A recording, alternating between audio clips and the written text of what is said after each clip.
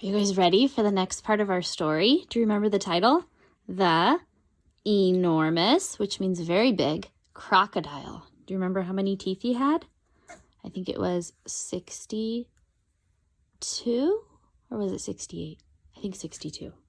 All right, so here we go. Let's review what we read about yesterday. So yesterday we met the enormous crocodile. He was talking to the not-so-big one, and he was telling the not-so-big one about his plan. He had secret plans and clever tricks, and he was going to eat for lunch a little child. Oh, my word. Okay. The not-so-big one was telling him that probably wasn't a good idea, but he didn't want to listen. Then we met Humpy Rumpy, the hippopotamus. Humpy Rumpy didn't like that idea either. Then we met Trunky, the elephant. Remember the crocodile bit Trunky on the leg? Then we met Mugglewump, the monkey. Then we met the Roly-Poly bird. And the Roly-Poly bird got some feathers bitten off by the enormous crocodile. So now, here we go. "Ha, ha, ho," he said to himself.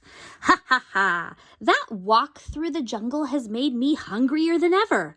One child isn't going to be nearly enough for me today.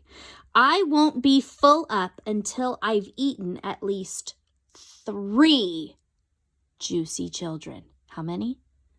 3. 1, 2, 3. He started to creep toward the town.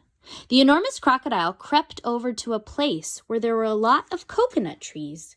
He knew that the children from the town often came here to look for coconuts. The trees were too tall for them to climb, but there was always some coconuts on the ground that had fallen down. The enormous crocodile quickly collected all the coconuts that were lying on the ground. He also had gathered several fallen branches. "Now, for clever trick number 1, he whispered to himself. "It won't be long before I am eating the first part of my lunch." So he's using some coconuts for his first clever trick. He took all the coconut branches and he held them between his teeth. So there he is. He's kind of standing up on his tail, and he's got the coconut branches between his teeth.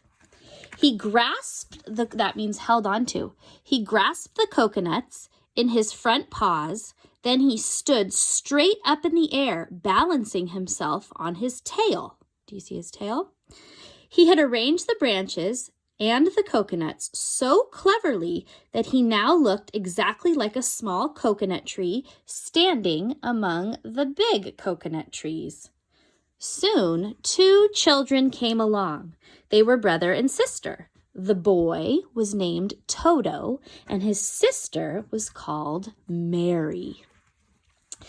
See Mary's name right there? Right, that second word right there, Mary. They walked around looking for fallen coconuts, but they couldn't find any because the enormous crocodile had gathered them all up.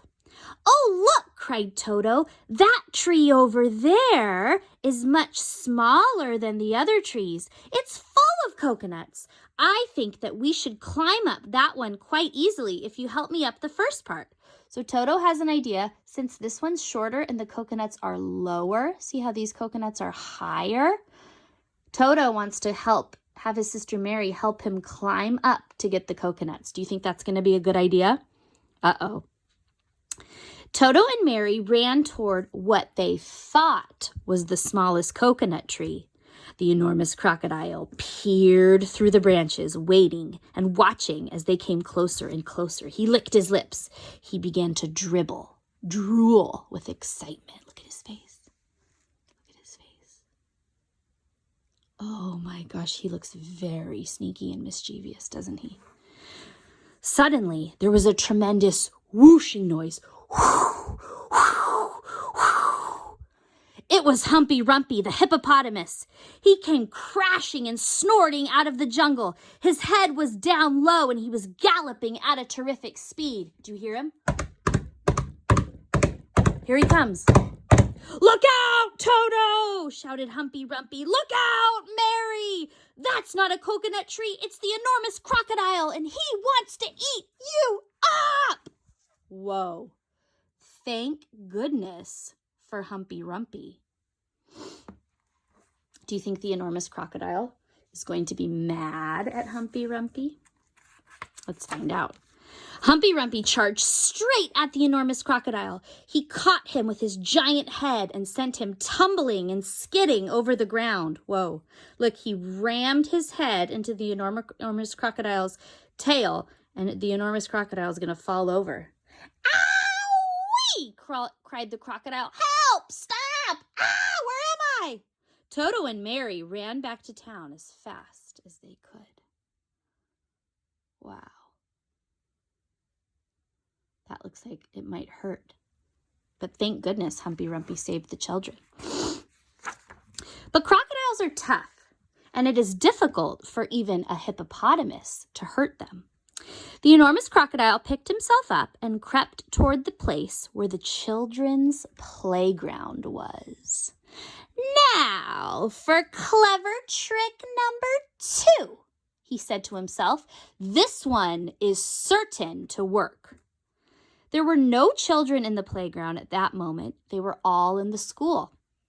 The enormous crocodile found a big log, and he placed it in the middle of the playground. Then he laid across the log and tucked his feet in right next to him, like he put his arms and his feet right next to his side. He tucked his feet in so that he looked almost exactly like a seesaw, which is like a teeter-totter. You can call it a teeter-totter or a seesaw. Someone sits here, and then you go back and forth, or up and down, up and down. Oh, look, cried the children. We've got a new seesaw. They all crowded around, shouting with excitement. Yay, look at that. Wow. I'll go first. I'll go on the other end. I want to go first. No, so do I. Then a girl who was older than the others said, It's a rather funny, knobbly sort of seesaw, isn't it? Do you think it's safe for us to sit on? So she's noticing that it kind of looks like a little bit pokey because a crocodile's body has like a little bit of like bumpy or little tiny spikes. Of course it's safe, the other said. It looks as strong as anything. The enormous crocodile opened just one eye a tiny bit. Let's see if his eye is open over here. Ooh, it is. He opened one eye just a tiny bit. Can you try to open one eye a tiny bit and look very sneaky like that? Oh my, he's probably getting excited. He opened one eye just a tiny bit and watched the children who were crowding around him. Soon, he thought, one of them is going to sit on my head, and then I will give a jerk and a snap, and after that, it'll be yum, yum, yum. At that moment, there was a flash of brown, and something jumped into the playground and hopped up onto the top of the swings. Who do you think it was? Who is brown? Think about which friend is brown from the story. It was Mugglewump the monkey. Run! Mugglewump shouted to the children. All of you, run, run, run! That's not a seesaw, and it's the enormous crocodile, and he wants to eat you up. There's all the children running. They were really good listeners, weren't they? They don't want to get eaten by a crocodile. The children screamed and ran for their lives. Mugglewump disappeared back into the jungle, and the enormous crocodile was left all alone in the playground. So there's Mugglewump when he ran in and screamed to the children, Run, run, run for your lives! It's the enormous crocodile, and he wants to eat you up. And then there's the crocodile. Look at his mouth. Urgh. He cursed the monkey, and he waddled back into the bushes to hide. I am getting hungrier and hungrier, he said. I shall have to eat at least 4 children now. 4 before I am hungry. Remember how the book started? First, he started with 1. Then he changed it to 3. Now he's changing it to 4. The enormous crocodile crept around the edge of the town, taking great care not to be seen. He came to a place where they were getting ready to have a fair. There were slides and swings. Do you see the place where they're going to have the fair?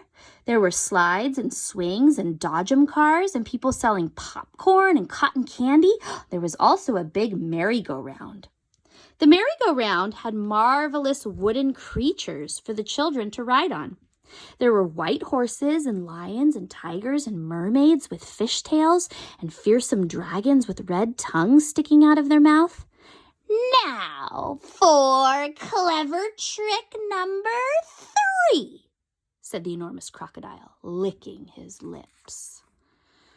When no one was looking, he crept up onto the merry-go-round and he put himself between a wooden lion and a fearsome dragon. So there he is.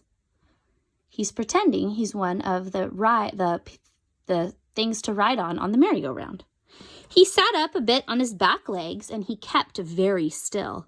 He looked exactly like a wooden crocodile on the merry-go-round. Soon all sorts of children came flocking into the fair. Several of them ran toward the merry-go-round. They were very excited. "I'm going to ride on a dragon," cried one. "I'm going to ride on the lovely white horse," cried another. "I'm going to ride on a lion," cried a third one. And one little girl, whose name was Jill, said, "I'm going to ride on that funny old wooden crocodile." The enormous crocodile kept very still, but he could still see the little girl coming toward him. "Yummy, yummy, yum, yum," he thought. "I'll gulp her up easily in one gallop." Suddenly there was a swoosh and a swish, and something came swooshing and swishing out of the sky this time. Who do you think it was that came out of the sky? Do you think it was somebody that had feathers? Swoosh, swoosh, swoosh, swoosh. It was the roly-poly bird. He flew around and around the merry-go-round. Look at him. See him at the top there? And he was singing, "Look out, look out, look out, Jill. Don't ride on that crocodile." Jill stopped and she looked up. "Huh? That's not a wooden crocodile," sang the roly-poly bird. "It's a real one. It's the enormous crocodile from the river, and he wants to eat you up." Look at the crocodile. He's looking up at the roly-poly bird like, "Arr!" Oh my. Jill turned and ran. So did all the other children. Even the man who was working on the merry-go-round jumped off it and ran away as fast as he could, too. Look, there's the man working. Do you see him running away? That's funny. The enormous crocodile cursed the roly-poly bird and waddled back into the bushes to hide. "I am so hungry now," he said to himself. "I could eat 6 children before I am full." So first it was 1, then it was 3, then it was 4. He skipped 5 and he went straight to 6. Oh my goodness. I'm going to stop there and we're going to read again tomorrow. I'll put my feather as my bookmark.